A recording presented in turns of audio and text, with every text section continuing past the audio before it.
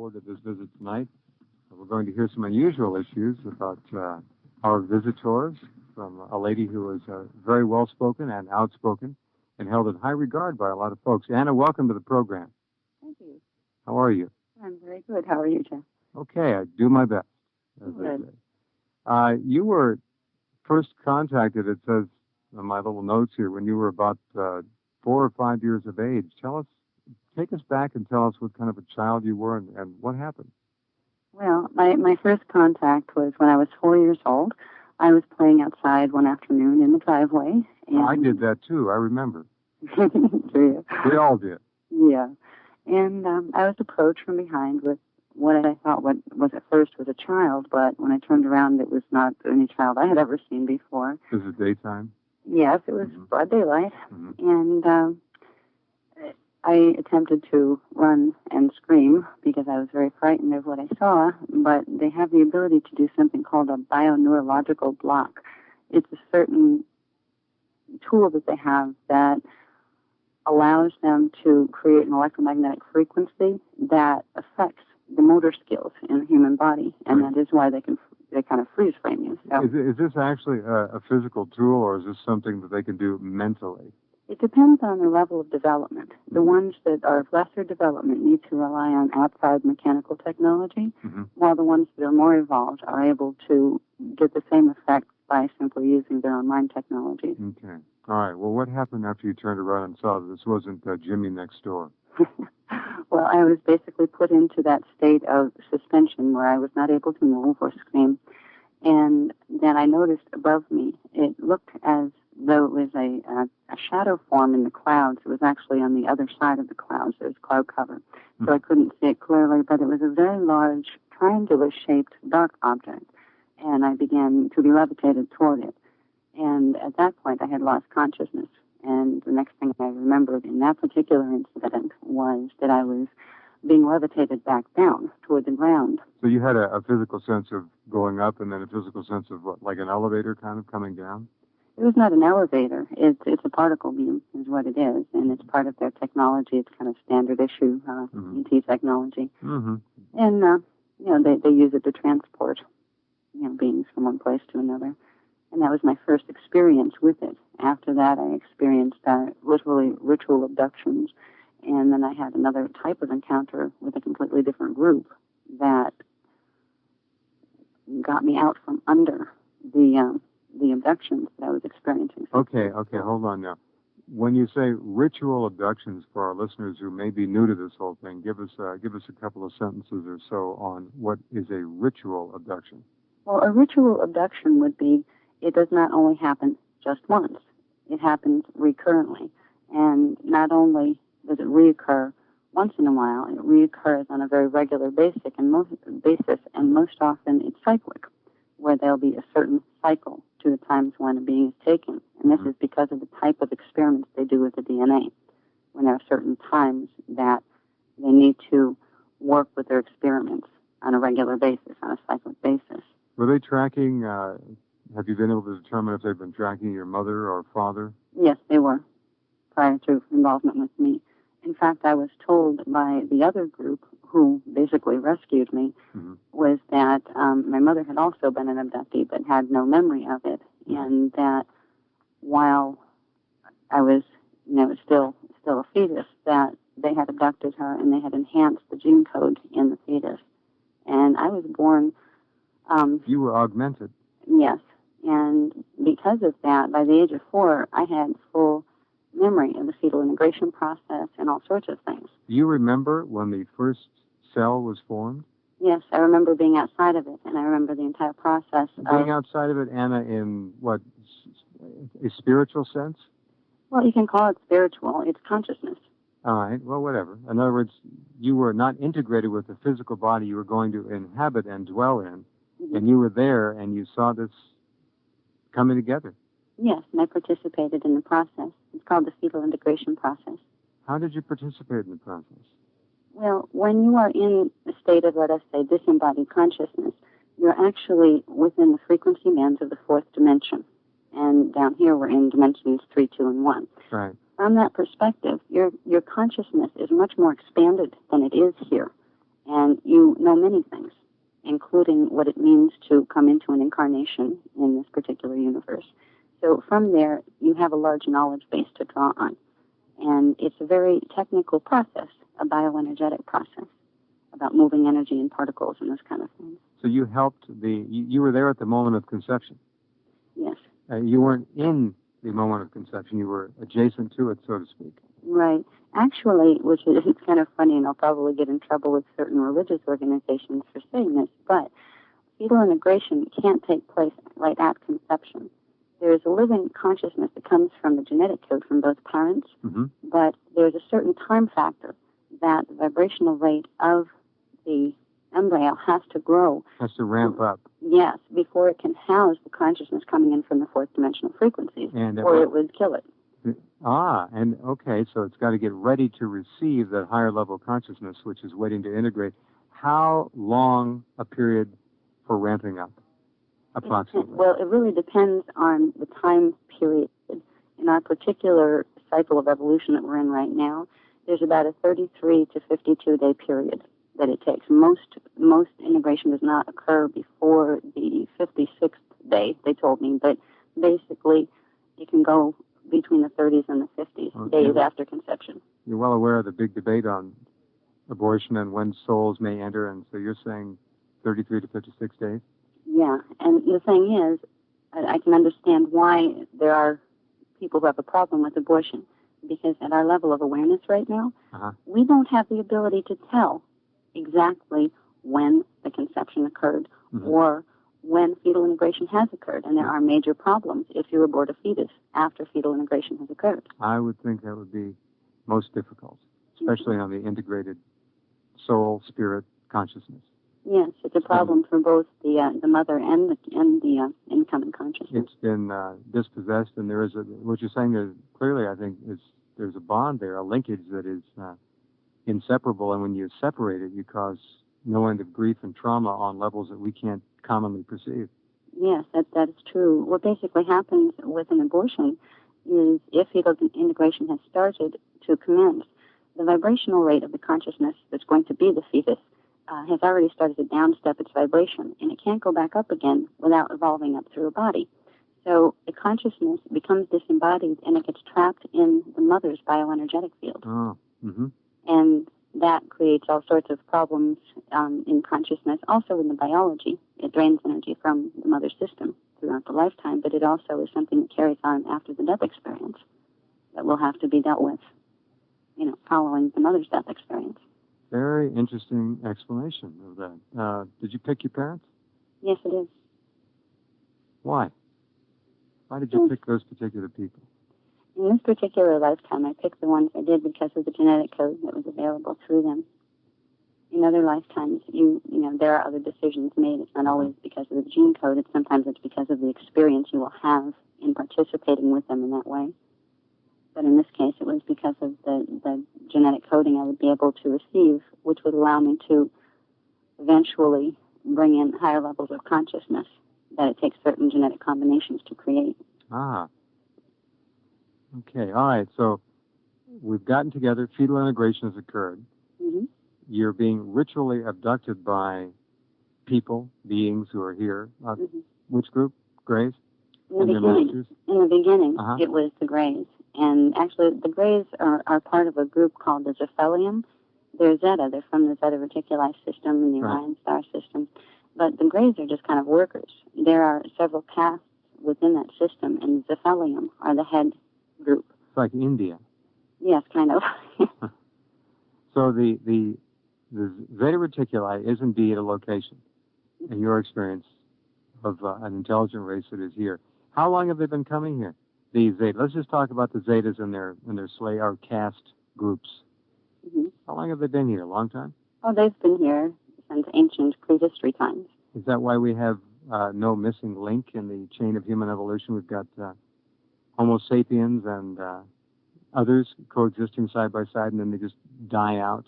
There were genetic manipulations to bring humanity toward its current state of affairs. It's interesting. Yes, there were genetic manipulations that were carried on way back before we even realized we existed. I'm talking, 200,000 years ago. There were populations on this planet. Our race goes back much, much longer than that. Our race started 560 million years ago. So the idea of cyclical evolution of sentient beings on the planet is valid in your view? Yes, very much so. I have a lot of information on that, in fact, and how it ties into the DNA structure and where we fit right now within those larger evolutionary cycles. Are we making progress when one looks at the newspapers and studies history of this century? We'll take our break and come back and get your answer. Are we making progress? Anna Hayes, we killed 53 million of our own kind just 55 years ago in World War II. We'll be right back. Interesting issues, to be sure. What about humanity and its progress? Have we been here for a couple 100 million years, and the old theory is that we've arisen and then crashed over and over again? We appear to be on the threshold of either a crash or a quantum leap forward, one or the other. It's a big shift coming one way or the other. Yes, I agree with you on that. We are indeed in the middle of a crossroads of our evolution. Now, you've said that we've had periods of rising, to heights and then crashing. This is very true throughout our history, and we had help crashing. Our gene code was altered and messed with by certain visitor groups that came here. Sabotage. Yes, the Anunnaki were one of them, and the Zetas were another. There are numerous players in the game that we've been involved with since our beginnings, but we have been denied the history. What is this, some living video game for these people to come and play with, or what? Not exactly. It's more like certain ones of them view us as an experiment. And in truth, they're frightened of our genetic potential because we have something in our DNA in dormant form that's called the silicate matrix. That is one of the highest gene codes that has been created. And if we were to actualize the potentials that the silicate matrix provides, we would be more powerful, more wise, and more able to manipulate through the multi-dimensional universe than those who are messing with us and who have messed with us. Who made us? Who made the genetics with which we have this advantage embedded? Well, it was a combination of efforts, let us say. We weren't simply the product of some laboratory experiment, like, some people think, and nor were we simply the product of the Adam and Eve story. There is a larger creative force in the universe, whatever you want to call it. That force, combined with groups of other beings of higher evolution who contributed their gene codes to create a composite form that was kind of like a crown jewel in the crown of creation. The ultimate hybrid? Yes, very much so. But a hybrid that had capacities beyond what we assume hybrids have. And who locked us away from 90% of our potential, which is about where we're supposedly at? The reason that we're not using most of our potential is because some of our DNA strands were literally unplugged. They're in the junk DNA, which science calls the junk DNA. This was done repeatedly at different times by different groups, but the most notorious ones were those from, there is a planet that has not been identified yet called Nibiru. Oh, yeah, we've heard of that many times. Sitchin, of course, he's been on the program, and there is recent evidence to sustain that idea now, as you well know. Yes. Yeah. Scientific evidence. They haven't found it yet, but they think there's certainly all indication that there is something out there. Yes, and there is something out there. And what's interesting is with the planet Nibiru, most people are not aware of the inhabitants of this planet. A lot of people assume that they are the Anunnaki, which are Sirian, primarily from the Sirius star system race strain. There are Anunnaki there, but there are also something called the Nephilim. They were mentioned in the Bible text. Sure. There are also something called the Kurundara and the Dracos. And these groups, and also something called the Nephidim, which gave us real problems about 200,000 years ago. The Dracos, they're all on the same planet together? A bunch of them are. Now, not, just like we can move to a lot of different locations once we know how to get from point A to point B, there are all of these races in other parts of the universe as well. But there's a concentration of them on Nibiru. And those from Nibiru have served a very negative role for us here. They have manipulated us genetically. They use our race as slaves at times. We think back to, our history, and we found, the ancient man and all of that. And we have the Darwinian theory that we came out of apes. This is not true. The things that we have found that show us less evolved forms of man, they were actually creations that were made by taking the original human genetic imprint and crossing it with animal forms and some, also with some of the gene codes from the Nibiru beings. And it mutated what we originally were. And it lessened our potentials because of that. But those mutations can be reversed. And that's what my work is about. Okay, that was a lot to digest. Where is, you say it's Nibiru, whatever. Where is it? Okay, Nibiru has a reverse orbit to most of the planets in our system.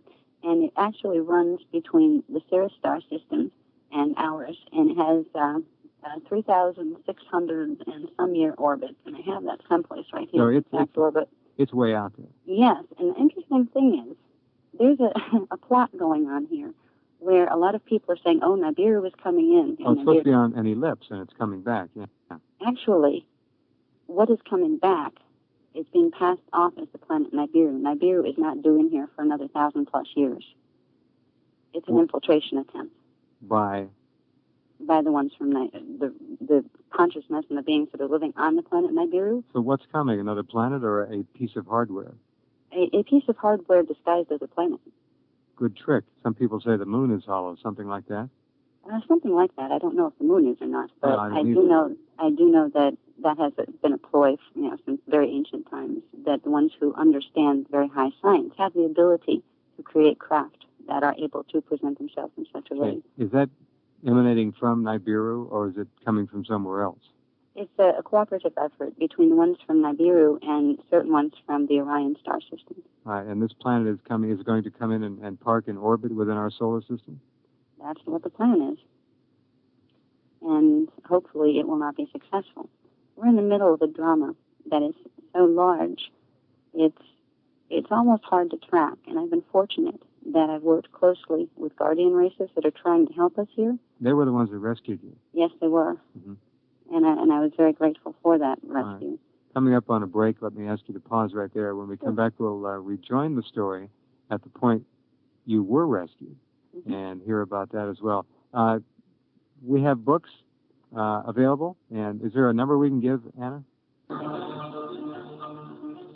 Okay, we're back with Anna Hayes. All right, Anna, you're a child. You're undergoing ritual abduction by the little gray fellows and their masters. Are they doing the usual to you as a youngster, probing, prodding, or are they just doing sort of mild genetic monitoring? They weren't doing just mild genetic monitoring. They were actually using, because I had a specific gene code, they were using it in cloning type of experiments. And it was much more than simply investigating. It was using the material they could harvest to create other beings and to co-combine it with their own gene codes. And they're taking eggs before you were 7?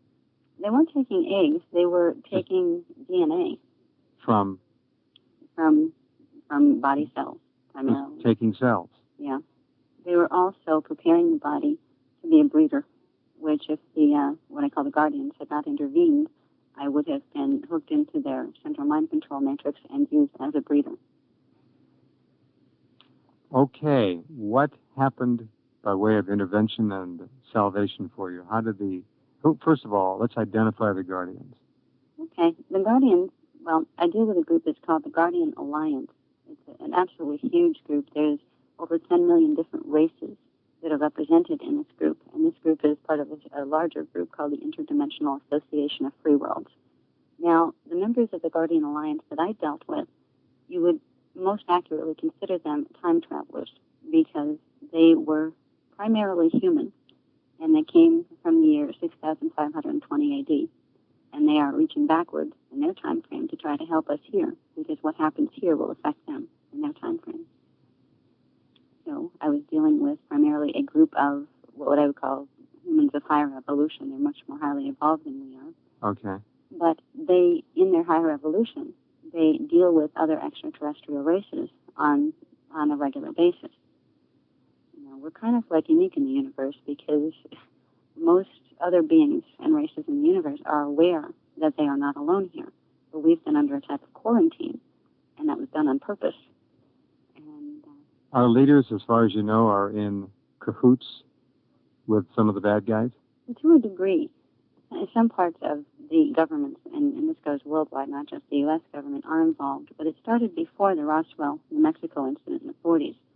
Our contact in the United States came in the mid to late 30s, and they actually assisted us in creating the technologies that we used to win the war.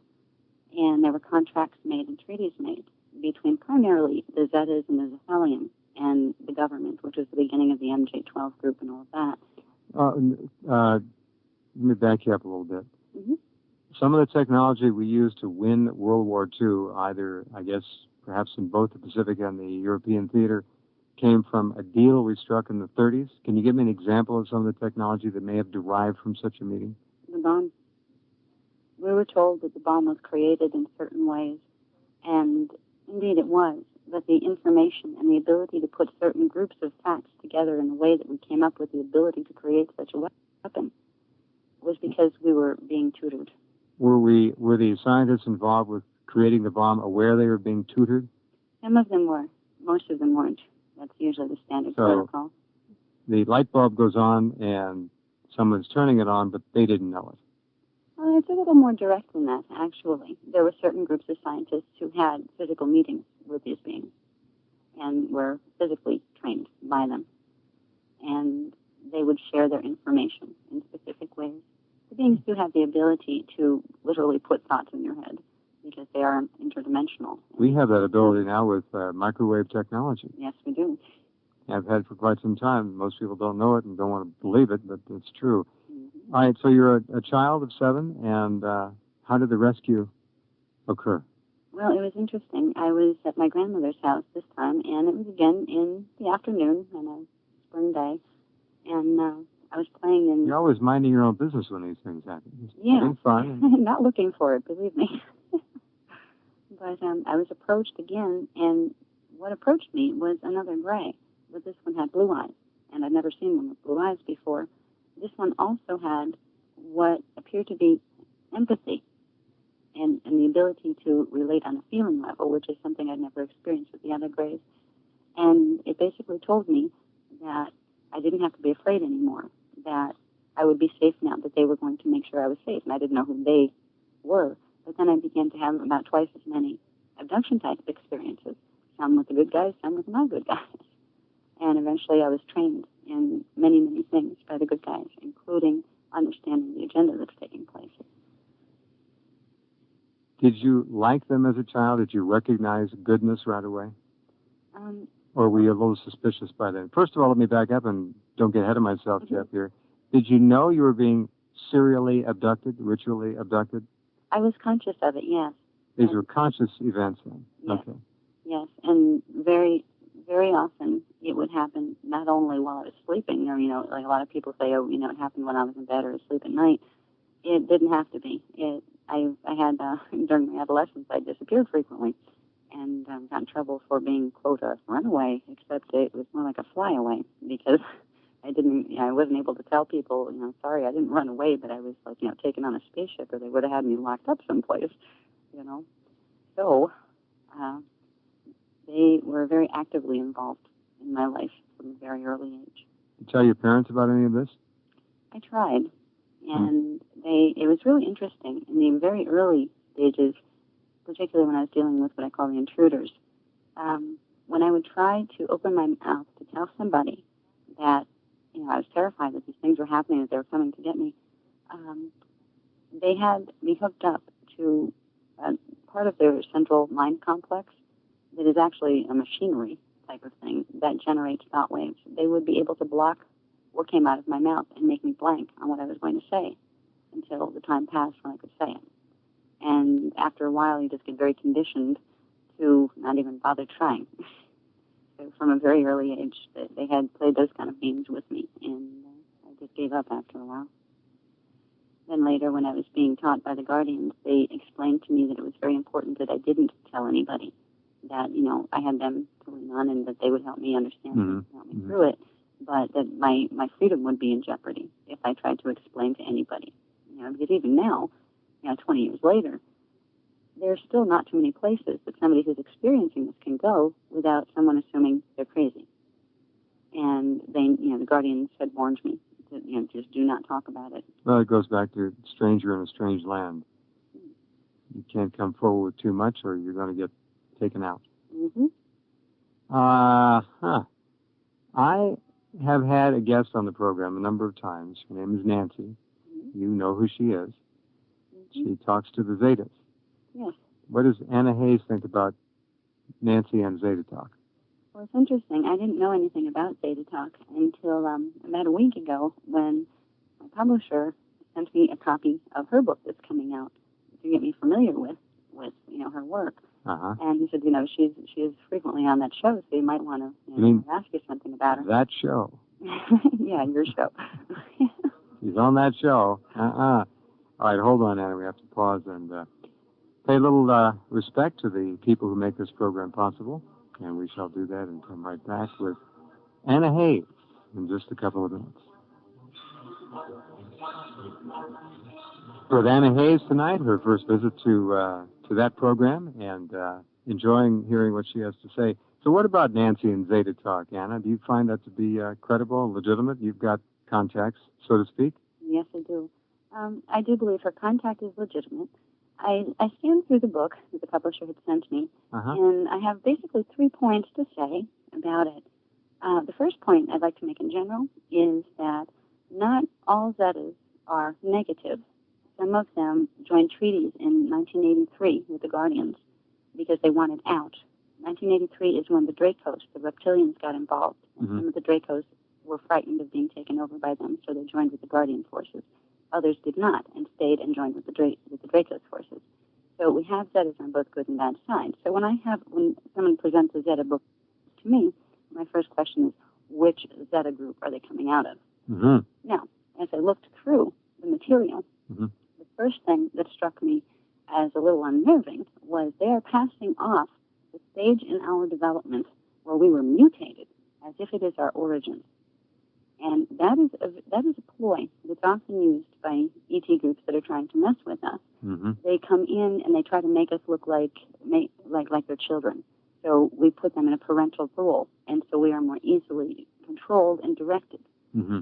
Now, I hadn't made particularly passed a value judgment on her material yet. I didn't know if it was because perhaps the Zeta she was dealing with just did not know the rest of human history, because that's possible, because they're only fourth and mid-fifth dimensional tops, or that they were purposely trying to mislead it, making it look like we came out of these mutated strains that were really mutations of our original higher pattern.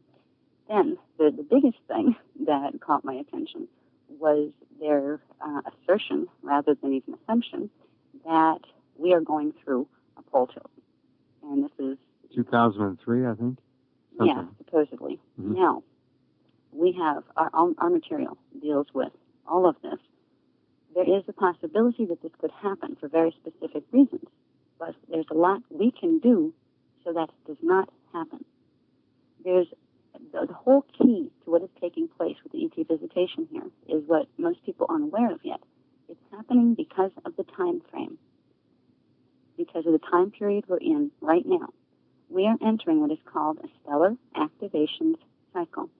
To put it simply, you could call it a Stargate opening cycle. Once every 26,556 years, the potential for this to happen comes up, but it's not always fulfilled. The last time we had a stellar activation cycle here was 210,216 years ago. When this happens, the portals between dimensions open. It is it's easier to access the planet. And when this happens, when the stargates are set to open, this is when the races of higher evolution of the negative side like to come in, because we have something in the core of our planet that's called the Halls of Amente. The Halls of Amente are stargates that connect upward through the multidimensional scale into the Orion star system, into the planet called Mintaka. These are prime real estate. Whoever controls these particular stargates controls the consciousness and the evolution of beings within our entire time matrix. So whenever we come up upon a time when stargates are going to open, that's when the negative ones come in and try to take over so they can get control of the stargates.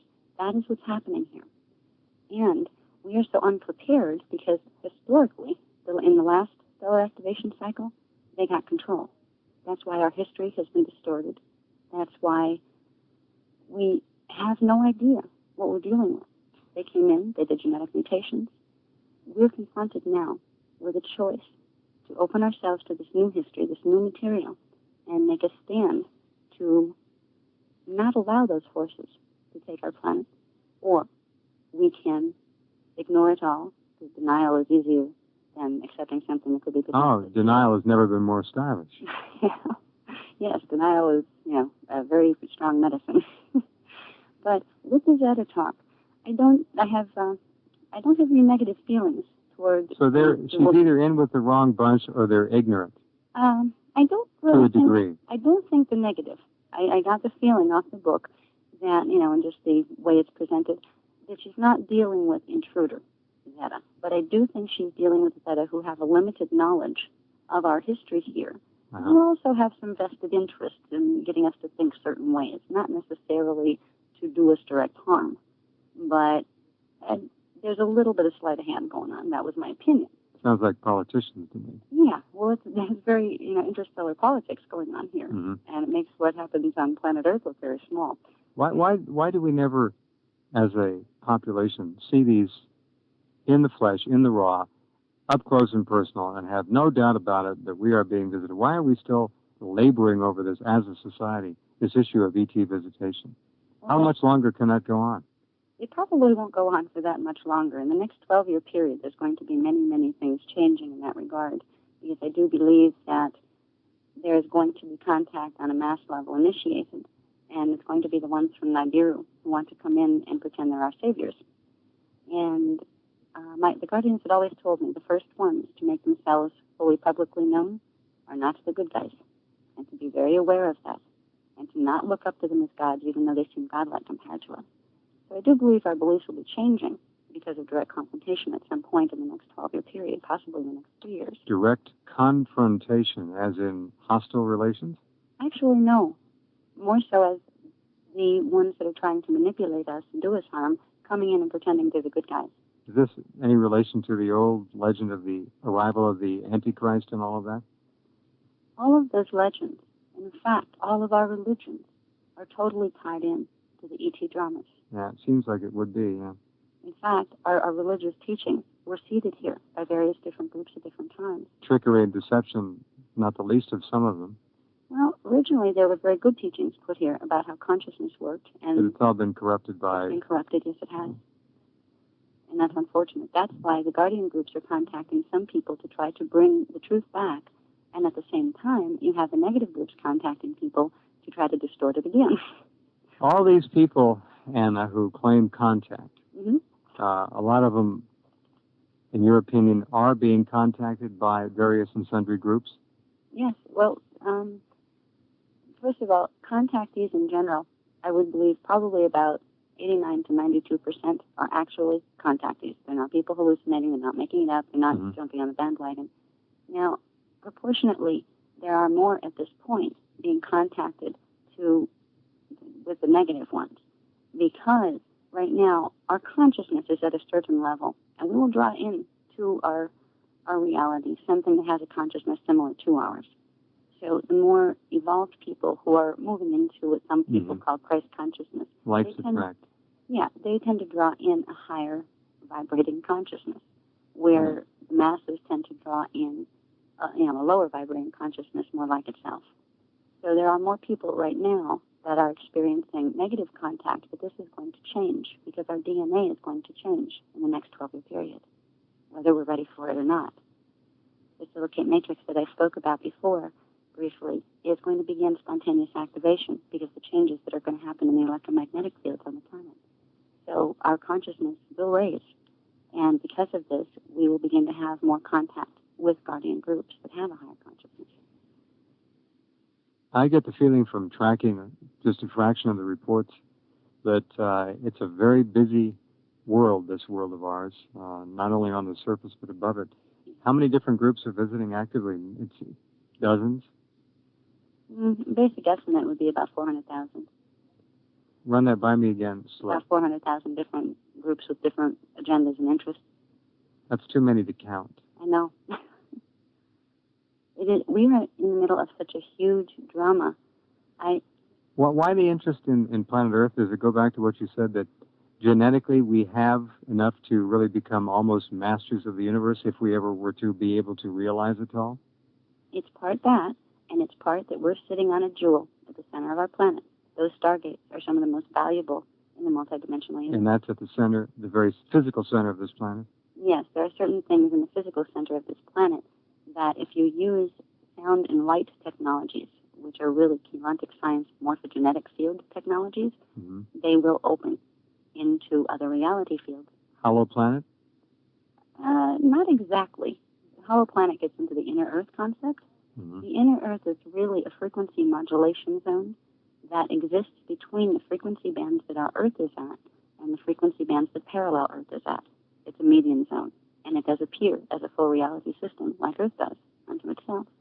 They call it inner because you need to go through the portals that are the stargates that are in the center of our planet in order to emerge there. How many parallel dimensions? Many. When we teach dimensionality, that's what some of the things we teach, we are teaching a paradigm that uses sets of 15-dimensional structures. There are only 15, but they run in sets of 15. And those 15 dimensions group into sets of 3 that are called harmonic universes. These universes create reality fields, 3-dimensional reality fields. Are you and I pretty much carrying on one dimensional plane, or are we doing this on multi-dimensional planes? Existence is multidimensional, and that implies it's multi-time. It all takes place at the same time, which is something we're not accustomed to viewing here, because our genetic code is coded into a linear time progression. Time is simultaneous. That was a dirty trick played on us, was it? Yes, it was. All right, but it's the only game in town, as far as most people are concerned. Anna Hayes will be back for another hour. We'll take some calls, too, and the number, of course, is 1-800-876-4123, as we get way out there tonight with Anna Hayes, talking about lots of interesting things. And we'll do some more talking with Anna in just a few minutes. It's Anna Hayes, and if you go to my homepage right at the top, where it says guests, you can click on her name and go right to the website featuring her book. It is right there. And if you don't see it, hit reload and reload the homepage, because it's just been added within the last half an hour. Are you there, Anna? Yes, I am. How are we doing? I'm doing fine. How are you doing? Oh, pretty good, thanks. Very interesting. We have some folks that'd like to talk to you calling in, 1-800-876-4123, toll-free, coast to coast. And if you're overseas, if you've got a calling card, you can call in. We know that much. We're working on an international number as well. Okay, for Anna Hayes, first up is Mike in Beaverton, Oregon, listening on Hot Talk KOTK. Hello, Mike. What's your question? Yeah, Ann? Yes. Anna. Anna, what is the higher objective with, like, these entities? You're talking, like, there's, like, war and stuff going on, obviously. Yes, there is war going on, but the higher objective is in the greater scheme of things. This is really part of a species' evolutionary path. Reaching higher levels of consciousness will bring to us an understanding of what the entire drama is about, and it's part of our own growth, really. Is it a possibility that we kind of, like, created this whole phenomenon so we could, like, remember who we are? Yes, very much so. And in fact, we've been through this many times before. Yeah. People here today don't remember that they were here before. Exactly. Yes. Well, wow. Just. What do you think about all this, Mike? It's amazing. It's interesting. I mean, there's so many things. I mean, just like the whole multidimensional, it's just like the way that our minds work, you know, and how we can be so many places at once, too, and how you can do so many things and how it does happen all at the same time. Mind-boggling when you have to get up and go to work 8 to 5 every day. Yeah, it's like in the government, I mean, just how all that falls into place, too. It's just like everybody wants pretty much the same thing, but it's, you know, it's like both sides kind of like lose, you know. I don't know how to explain it, but something like that. But then we stand back and we look at it all, too. How does music roll into this? Do you have any idea? What kind of music? I suppose all kinds. I'm a musician myself, and I don't know if it's just trying to provide other people with insights and the knowledge that I have. Well, talking about music, let's leave the lyrics out and talk about the vibrational essence Mathematics. Yes. of music. And Totally. yes. How about that, Anna? Okay, music, sound is very important. Sound is part of what our morphogenetic fields are created from. Now, to make that big word small, you can simply look at the morphogenetic field as the template of light, sound, and ultramicroparticles that our matter and our consciousness fill out on. When we're dealing with sound, we're dealing with wave patterns. And ultimately, we are created also of wave patterns. So sound has tremendous ability to influence, to affect, to create, and to destroy. Part of what we teach in quantic science is the science of light, sound, and the geometrical templates of matter. So we are very much, understanding the relationship between what is called sound and the greater dynamics of creation and manifestation. That answer whatever the It question does. is. It helps. By the way, science is on the doorstep, at least officially, and whatever they're doing behind closed doors, who knows? They know a lot more than they're letting on. Yeah, well, of course. That's people listen to this program realize that. Yeah. We don't have all the answers, but we know there are a lot of answers out there, and we're in search of them. But sound can be used to apparently do all sorts of things, such as lifting impossibly heavy pieces of stone into place. Yes, that's how they built the pyramids. That's right. Such as using sound as a weapon, Yep. such as using sound to heal, such as using sound to disable. It's the great new dimension, I think, of endeavor, that being sound. Yeah. And it's coming. We're just beginning to tap into the technologies that are used as common knowledge in the races of higher evolution. That's why they know how to come here, and we don't know how to get there yet. Well, yeah, I'm not sure we're ready to go there yet, exporting our trash. Sound is actually the key to time travel. Wouldn't be surprised. Vibration. Mike, thanks very much for the call. Yeah, thank you. You bet. Good night. Good night. Good night. What's happening with all these Mars probes? Anna, what do your people tell you? The Mars probes, they haven't told me too much about it because there's too many more significant issues to be looking at. Mm-hmm. Usually they will only give me information on, small things if I ask specifically, and I haven't really asked about the Mars probes. What's more important for us to realize right now is on January 1st, 2000, we are going to go through something called the opening of the seven seals. That was in the Bible in sort of mythological form. Okay, why January 1st? This is when the ascension cycle, they call it an ascension cycle, the Stargate cycle, commences. But again, excuse me, I'm sorry. This is all geared to a human-engineered calendar, though, isn't it?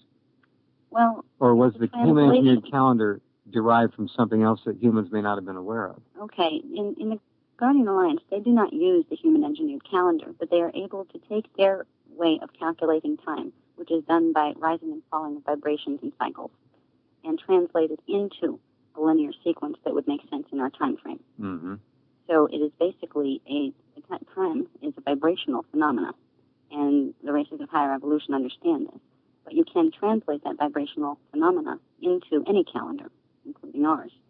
So we're going into a situation where the planetary chakra system is beginning to activate, and our personal chakra systems will also activate because of that. We're going into an amazing time period. We have no written record in our history of what is commencing, and it's going to be subtle at first. It's not going to be a big bang, on January 1st, nothing like that. We have a period of time between January 1st of 2000 and June of 2017 when there's going to be a progressively escalating change in energy and time shift that takes place here that affects every one of us. So our work and our teachings are focused on helping people to understand what that is and to prepare for it, because there are ways to prepare for it. So we don't, get into the Mars probe and that kind of thing. If I ask, they will give me some information on that. But How is your contact accomplished? my contact accomplished? Yeah, you just talk? Sometimes it's physical, and sometimes they do something that's called being taken into Merkaba. Being taken into Merkaba is basically being taken through the Stargate. You can be taken there to a ship, or you can be taken to another planetary or time location. You've been? Yes, ever since childhood, I've been taken into those type of experiences. Mm-hmm. And the most recent one where I was fully taken into Merkaba with my daughter and a friend who was visiting was in October of 1997, and we were taken to what is called a mother craft, a large craft that's parked in higher dimensional frequencies because it's too big to come here. We were taken there and we were given a briefing on what was taking place. And I was asked to create these workshops and things that I've been doing to bring this information to the public so people can start to prepare. Prepare? Mm-hmm. And for those who don't prepare? Well, there will be effects. There will be consequences to preparing and to not preparing. You can really, rather than putting things in the polarized... Kind of like a cosmic Y2K? Y2K is nothing compared to what we're entering here. It does have the potential, like Nancy's information has stated, it could create a literal physical pole shift.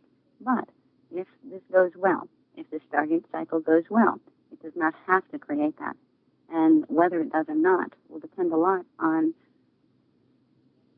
humans and whether they're willing to learn what it will take to, first of all, not be negatively affected by the energy changes themselves. Mm-hmm. For two, not to be hoodwinked by the negative ETs, because the negative ETs and their government cohorts are doing things to the electromagnetic grids, things like the HARP project, the Montauk project that they reactivated in July.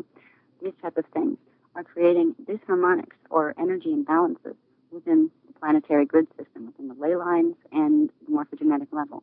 If these imbalances continue, these will create problems when the stargates open.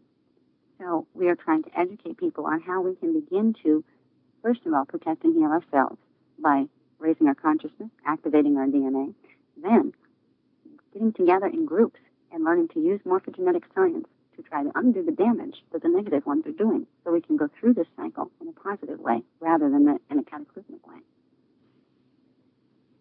Do we have much of a chance against the negative ETs? It sounds like it's not much of a fair fight. I mean, we're at a tremendous disadvantage, and unless we're connected, as you seem to be, with a higher source, where are we going to get the leadership? Are we supposed to look to you? I'm just a spokesperson. There are many other spokespersons, but unfortunately there are false on both sides. False prophets. Yes. Deceivers. Yes. It's a very, and you say there are 400,000 races visiting and have visited here. How in the world are you going to need a computer to keep track? You would. And actually the drama is so large that for the average person, trying to keep track of it, it's not even worth it. No, they need to take care of getting food on the table and doing whatever else they need to do to get along. That's how part of the game is played, though, of course. But there are things that can be done that can make it much easier for you as an individual to go through these things. Stop watching TV? Well, they're little things, but one of the big things is realizing that we have this thing hidden in our gene code called the silicate matrix. We have the ability, by using our bioenergetic fields through mind-directed technology, mm-hmm. to directly affect our morphogenetic field and bring that DNA back into activation. How do we learn to do that? We have a program. There's some other people that are also contactees of some sort mm-hmm. that are doing DNA. Does it cost money to avail yourself of this program?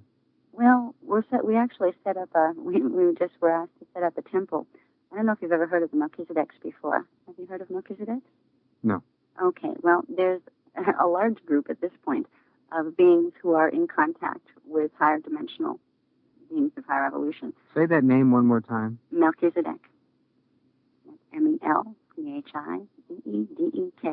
Oh, as in the prophet from Berkeley.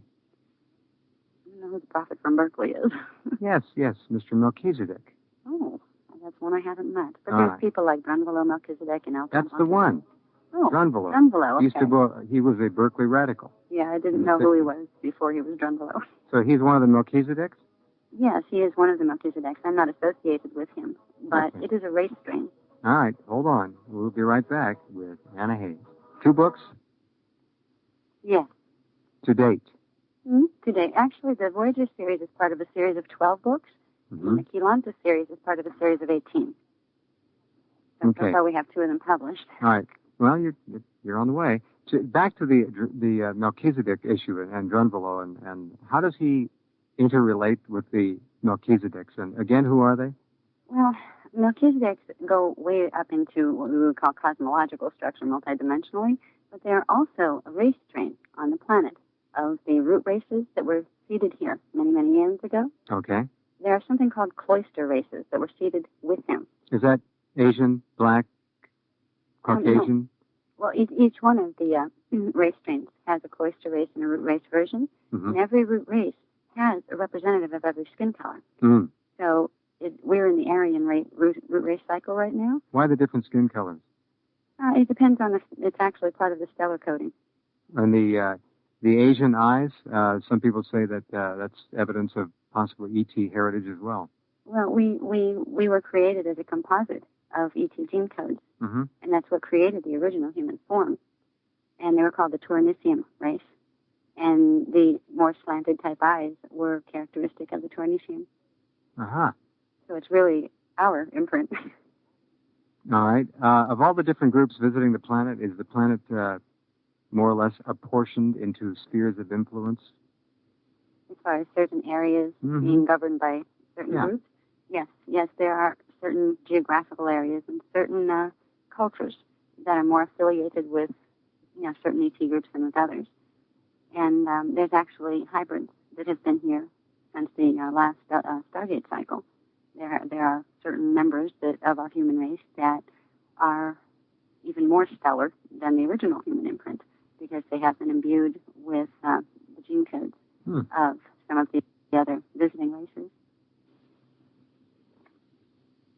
And you? Me personally? Well, I'm a composite. If I was basically given some of the Zeta gene coding because of the fetal manipulation that took place. That was not intended, and that was not originally part of my gene code. If you were to trace what my gene code is, and you would be able to find it in what's called the DNA substrand matrices, that's where the stellar coding is most evident, I would be affiliated with what is called the Anahazi. The Anahazi are a Syrian founders race that the Anunnaki are mutations of. When the Anunnaki got combined with what's called the Draconian races, the reptilian races, they lost their higher coding. They lost their coding that allowed them to go into the highest dimensions. And the Anahazi were the original Syrian race strain that had the coding. They call it the capstone codes in the DNA. So I'm, more than anything, I would be considered part human and part Syrian Anahazi. You almost need a holographic genealogical chart to follow all this into the different dimensions. Oh, very much. And we do that, actually. We're compiling the race strains and who came out of where and all that kind of thing. How about, go ahead. I was just going to say that when we get into understanding the relationships, or let's say the families of consciousness up through the dimensional matrix, we're not just dealing with physical matter. When we go into the next set of dimensions, we're dealing with a semi-etheric matter. Then higher than that is an etheric matter. And higher than that is pre-matter, liquid light. And higher than that, you get into antimatter wave pattern, which is the original form that we all had. Antimatter? Antimatter, anti-E, not anti. No, it's like antebellum, I understand. Yeah, so there's a progression within the dimensional scale of matter density levels and also of consciousness expansion. And this is part of what we teach. We teach something called the tangible structure of the soul program. And this used to be taught in very, very ancient times as part of the ascension schools. And ascension is really the process of understanding how consciousness works within a multidimensional structure. So I feel very fortunate that I have been trained in this so that I could bring this information to other people. And so that is what we are working with right now, is bringing this information out to the public, because it's been denied us ever since the more negative forces had control here for the last 200,000 years. Okay, we'll pause and come back in just a couple of minutes with Anna Hayes.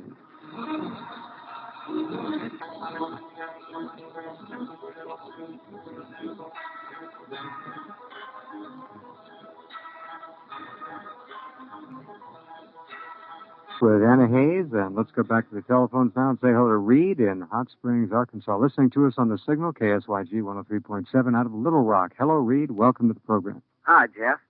Quite a stellar program we have here tonight. Thank you, sir. How are you? Fine, thanks. Good. Yes, hello, Miss Hayes. Hello. My question is about the Emerald tablets. Yes. I received a copy of them and was just fascinating and just literally awestruck.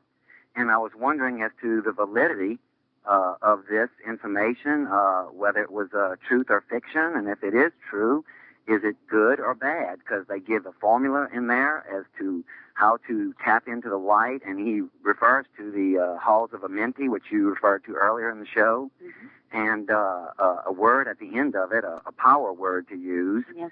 And I was just wondering, I've wanted to take that step or that leap of faith and try this, because I'm of the same opinion as you are that we are meant to be and do so much more, but we just seem to be blocked out of everything. Yes, we are. The Emerald Tablets are valid as far as what they present themselves to be.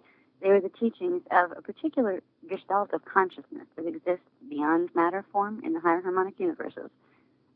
Part of what is the Thoth energy, which is the one who claims authorship of the Emerald Tablets, is also known as Enoch or Hermes in our history.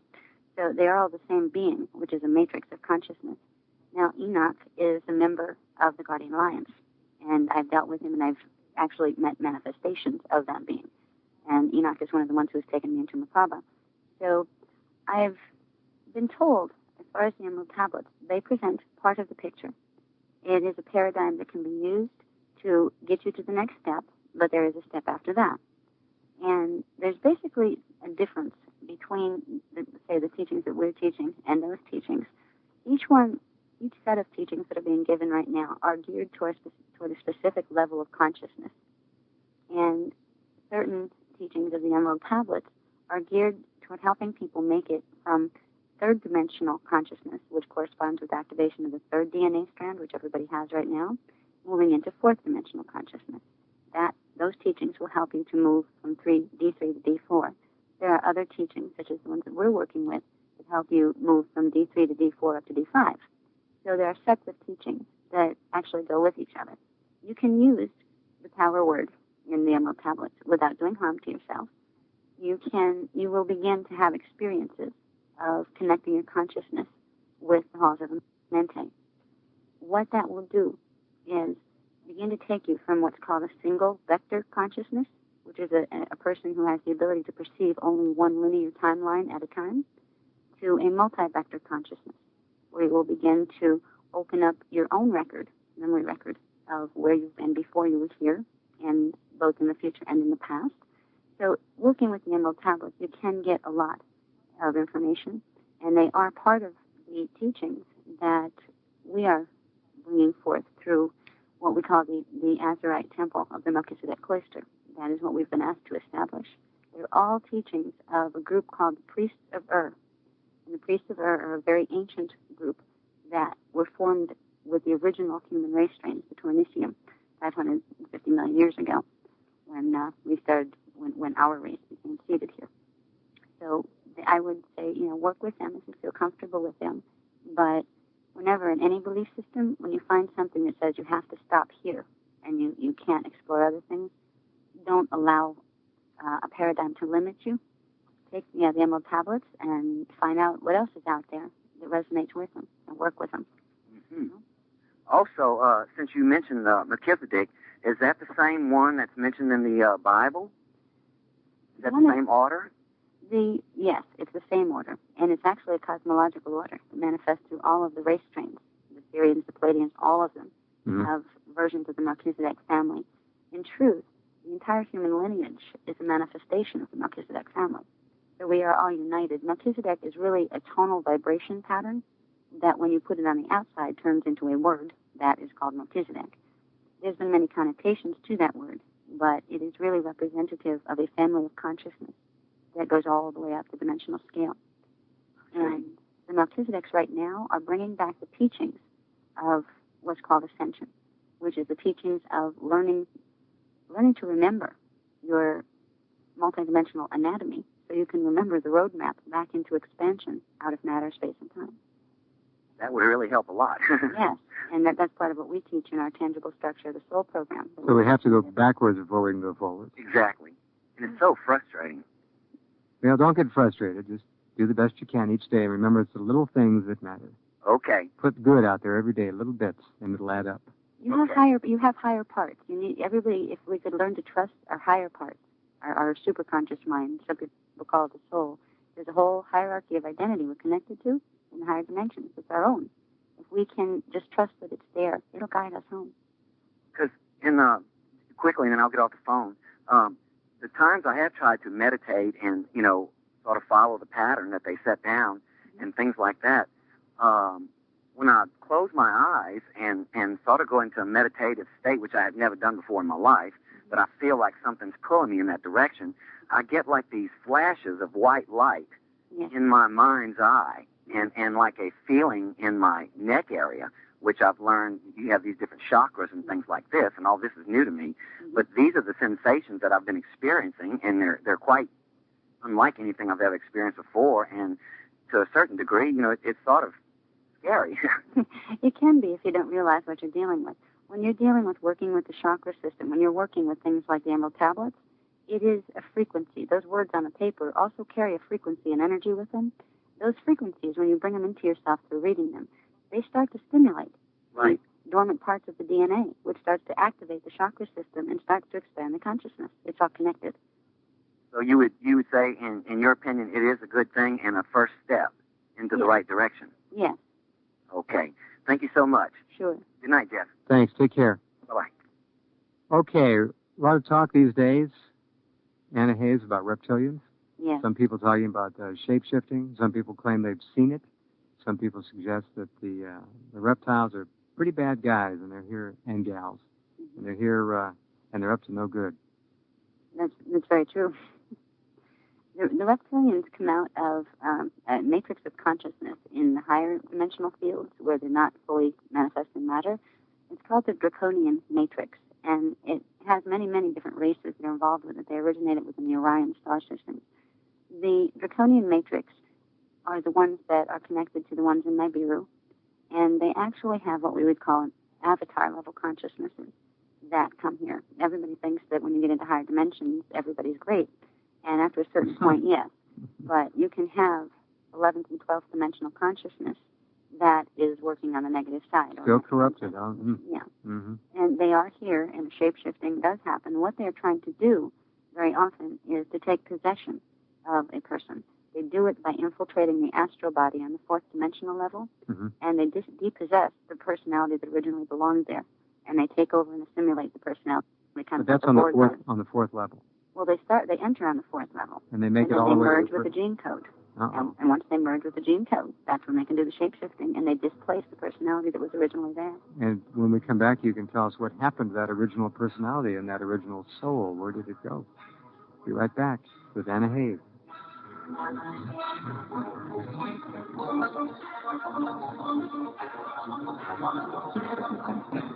Okay, we're back with Anna Hayes. Let's go down to Hot Springs again and say hello to Nancy, who is listening on KSYG The Signal. Hello, Nancy.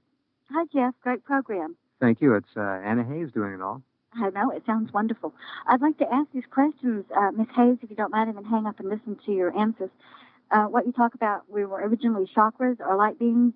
That sounds like what Dr. Chapelone describes on his website.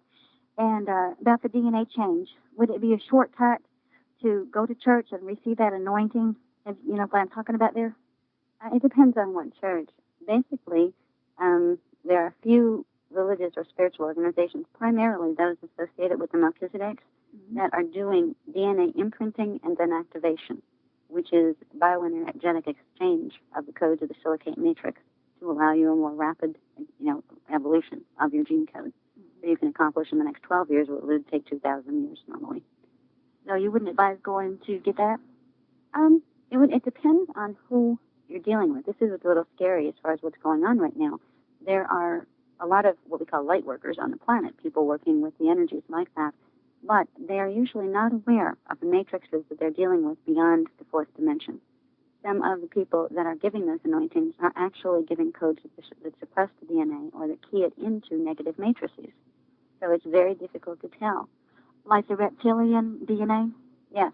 And is there any way you could tell what not to go to? What we teach in our program, first and foremost, is learning to integrate your own higher level of identity through yourself, where you don't have anyone do it for you, but you learn the structure of your bioenergetic field as it goes up the dimensions, and you learn specifically how to use your energy to create activation of your own DNA. So you can reach a level of differentiation where you will be able to tell the difference by the feel of the energy that someone is transmitting, whether it's something that will harm you or something that will help you.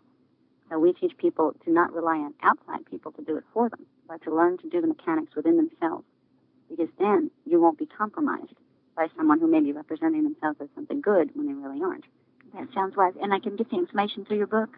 Yes, that's the beginning of it. We also have an audio cassette program that we got out as fast as we could because it gives, it's called the tangible structure of the soul.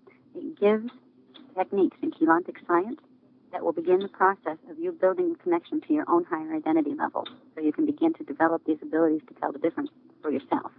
Wonderful. Yeah. Well, thank you very much for this information. I'm going to be getting that book. Thank you both. Good Thanks, night. Nancy. Or good night. Anna, there are a lot of people on the scene these days who really know how to speak beautifully, construct wonderfully elaborate and potent sentences and profound paragraphs, and they seem to have all the answers. Somebody's got to be wrong. Or are many people speaking the truth as it is given to them from these various and sundry corrupt and semi-corrupt groups? That's exactly what's taking place. You have humans that are opening up into like fourth dimensional consciousness where they can make some contact with things that are beyond this dimensional level. And it's pretty tough to certify the source, isn't it? Yes, even for the people doing it. It is very difficult. I was fortunate in that I had my memory intact from childhood on. I remembered my incarnations. I remembered what soul matrix I was out of. I remembered my trip down through the levels of density of matter. And it's because you can just call it an old soul if you want to use that term. But it's very scary for people here that don't have the memory opened, because it leaves them primed for manipulation. And that's part of why we're bringing out the teachings that we are, so people can start to go inside themselves and go past those levels where the manipulation takes place and connect with a higher part of their own identity that will protect them from that type of manipulation. But most light workers, as they call themselves, don't really know how to do that. They think connecting with the white light is going to do it all for them. And there's a difference between light, love, and awareness, and light, love, and cluelessness. Somebody said that once. I think it was you. It was me. That's what I think I coined that phrase. But, everybody means well in working with these energies, but there is so much that needs to be learned about morphogenetic fields, because that's what it all comes down to. They are the scalar grids that hold our consciousness intact within the dimensions. If you don't understand the anatomy of your higher dimensional parts, you won't know how to protect it from infiltration. Seems like it would take a lot of energy, but once you get there, it doesn't. It's just right. Getting there is half the fun and 10 times the work. It isn't that hard.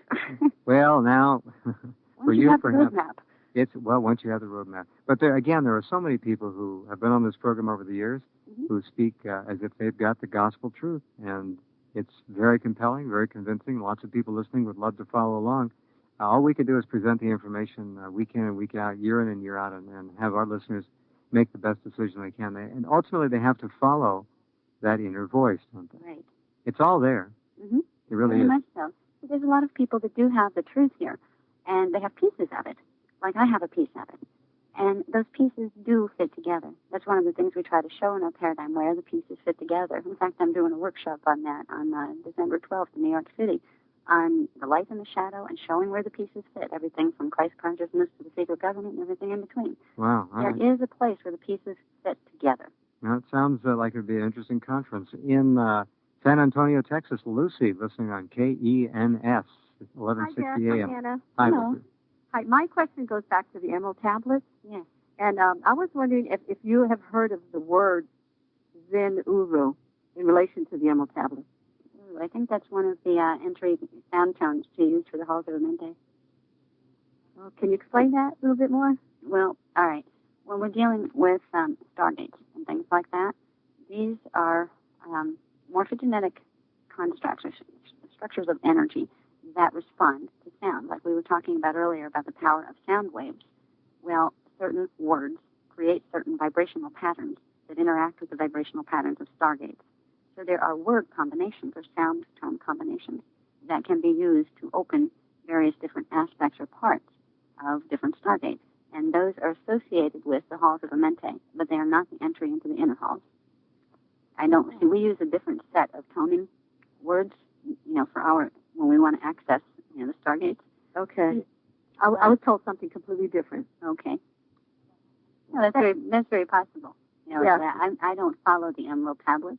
I'm not against them, and they're part of the paradigm. I know where they fit, but there are other schools of thought that are working with other parts of the Amente program, and that's what that we're working with. So they are compatible with each other.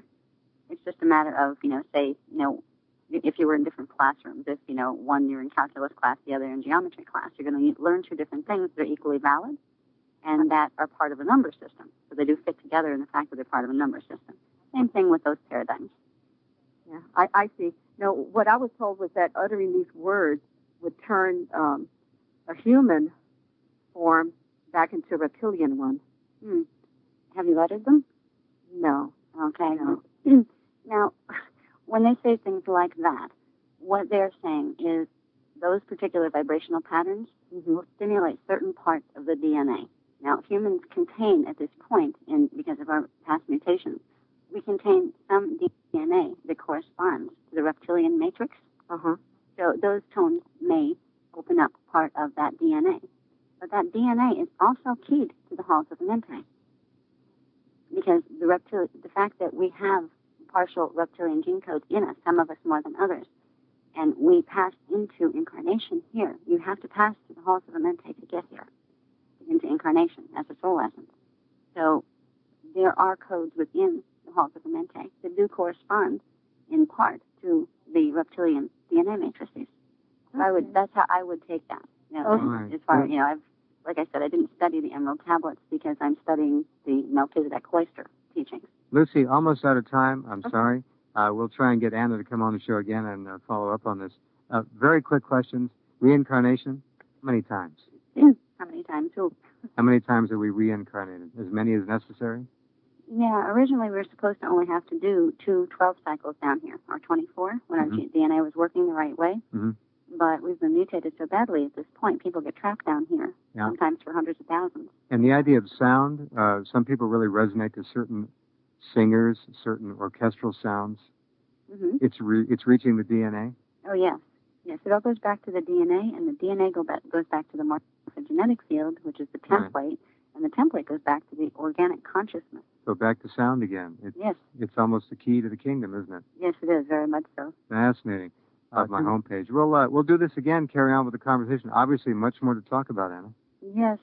One thing I didn't get to mention that I'd like to, if you don't mind. Go ahead. Is that one of the things that we have been asked to do by the Guardian Alliance, and specifically the priests of that are members of the Guardian Alliance, we are going on a trip to Egypt to begin releasing the Amente light code fields on the Hall of Records and the halls of Amente.